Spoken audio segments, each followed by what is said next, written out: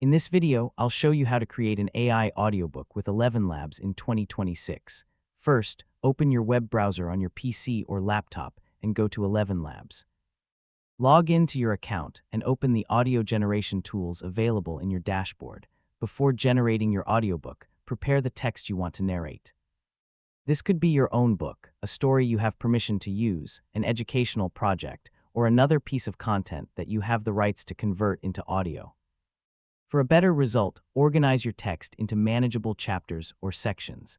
Long books are easier to work with when they are divided into smaller parts.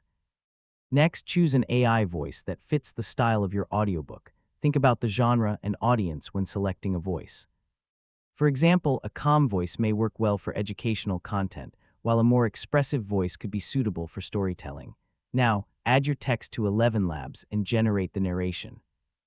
If your audiobook contains different characters, you can use appropriate voices for dialogue when the available tools support multiple voices. After generating each section, listen to the audio carefully. Pay attention to pronunciation, pacing, pauses, tone, and the way sentences are delivered.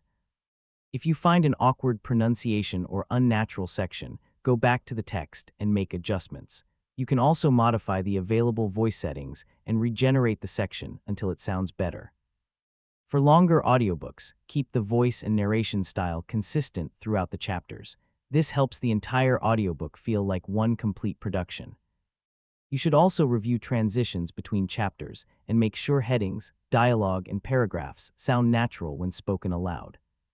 Once all chapters are ready, organize the generated audio files in the correct order.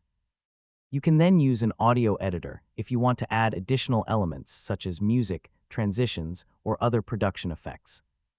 Before publishing your audiobook, make sure you have the necessary rights to use the written content and any voices or additional audio elements. Finally, export or download the completed audio